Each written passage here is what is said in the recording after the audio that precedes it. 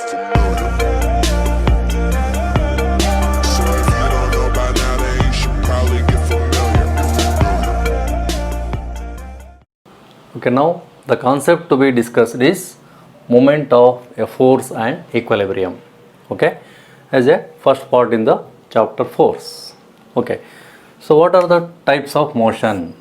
So you can classify the motion of a body due to the application of the force as two types. One is linear motion. It is also called translational motion. Okay, the second one is rotational motion. Now let us see what kind of motion can be described as translational motion. Very simple it is. See, look at the diagram. There is a force acting on a rigid body which is kept on the floor. The moment you apply the force, okay, what happens? The rigid body has to undergo certain displacement. Okay, now this is the new position after applying the force on the rigid body. Okay, there is a displacement. And what is the direction? The direction of the force is like this. So the displacement of the body is also in the same direction of the force. So that's why it is called linear motion, because it is moving in the same direction of the force. So it is called linear motion. Clear? So this is one type of motion. Now you look at the second diagram. Okay, here the force is applied on a wheel. Okay, so wheel is fixed at the center. So that fixed point is called pivot. So that the wheel is freely rotating about the pivot. So it is free to rotate about the pivot when the force is applied. So in this case, the force is applied tangentially at one side. Okay, so just if you push at one side, it is acting along the tangent of the wheel. So automatically the wheel starts rotating about the pivot. So that is called rotational motion. Simple it is, right?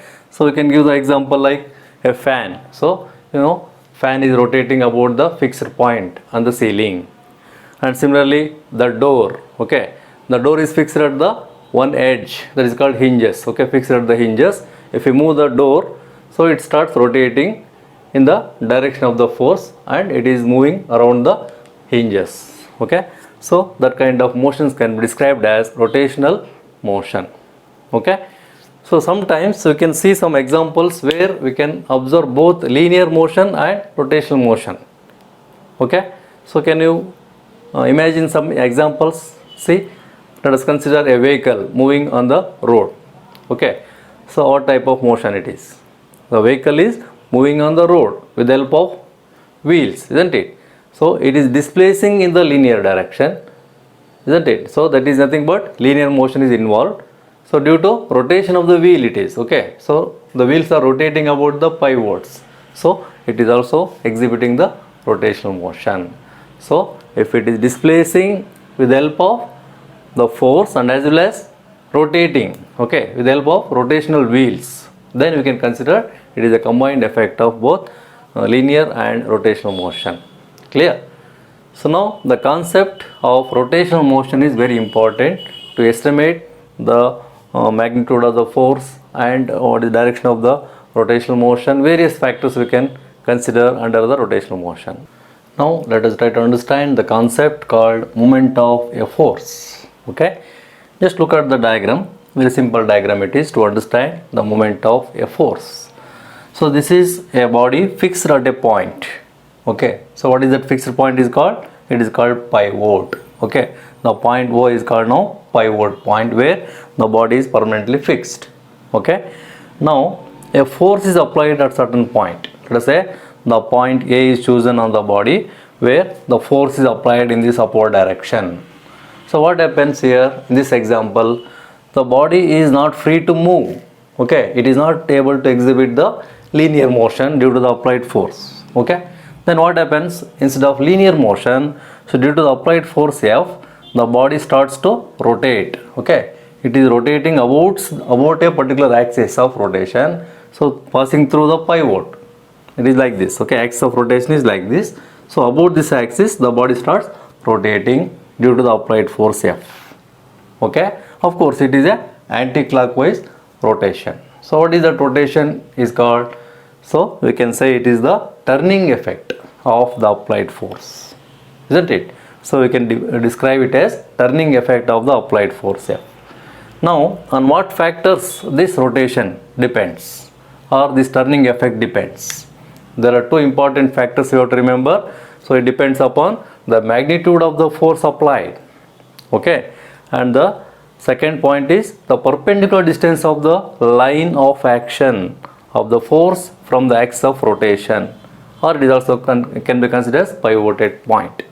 Okay, so F, as you know, the applied force magnitude may be different, 1 Newton, 2 Newton, etc. So that is called magnitude of the force. Okay, depending upon that magnitude.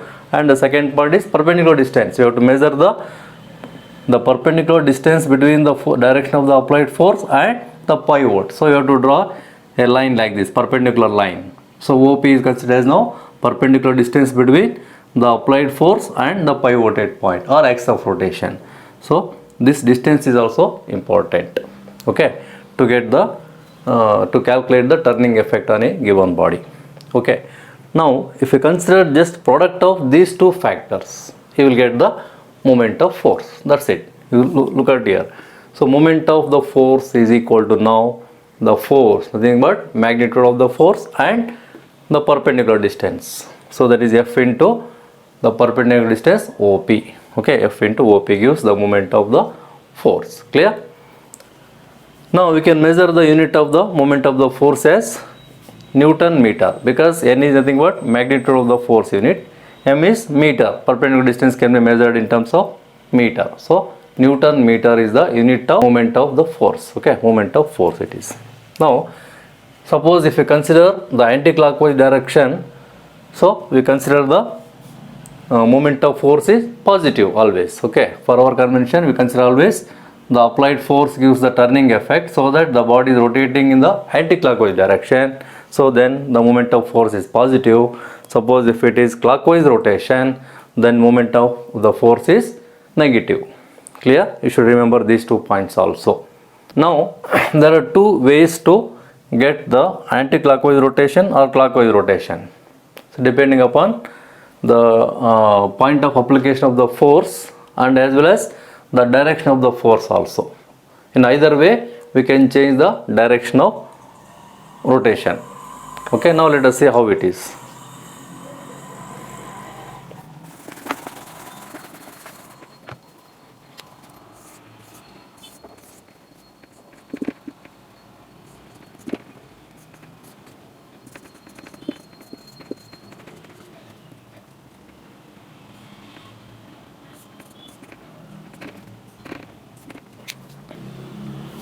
Okay, now look at the diagrams where we can understand how the clockwise and anti-clockwise rotation can be observed by 2 methods. The first method is change of point of application of the force.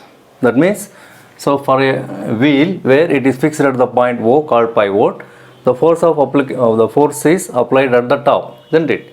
So due to this application of the force at the top, so it gives the clockwise rotation on the wheel, right? Similarly, on the same wheel, suppose if you change the location of the applied force at the bottom, okay, you are applying the tangential force at the bottom now. So it pushes the wheel so that it is rotating in the anti-clockwise rotation now. Okay, it gives anti-clockwise rotation. So this method of change of rotation is due to change of point of application of the force.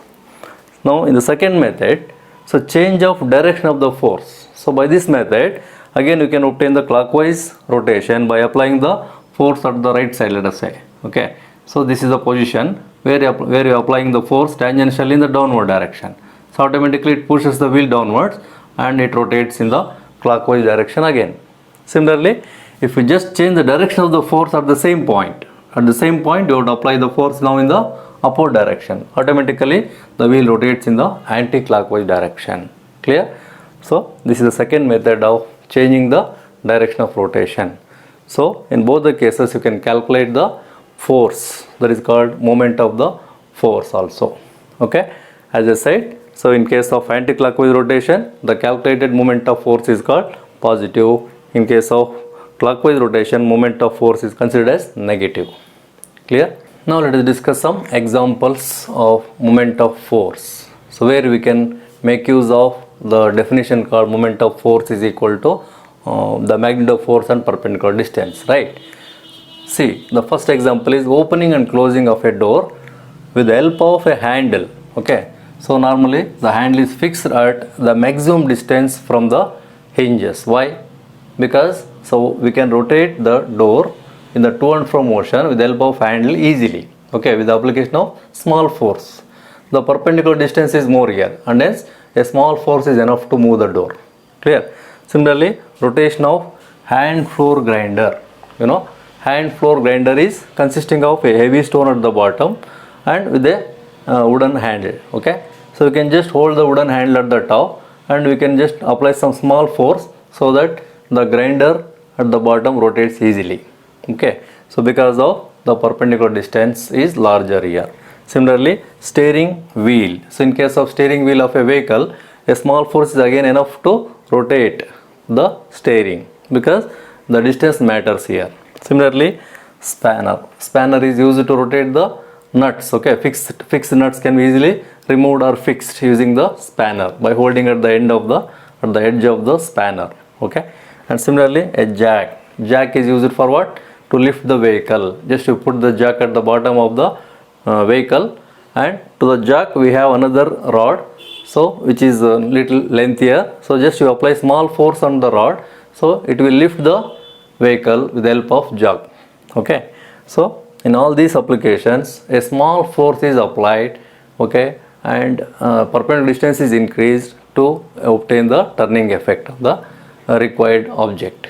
Okay, in conclusion we can say, so even though moment of the force not only depends on the force, it also depends on perpendicular distance, isn't it? So make use of that application.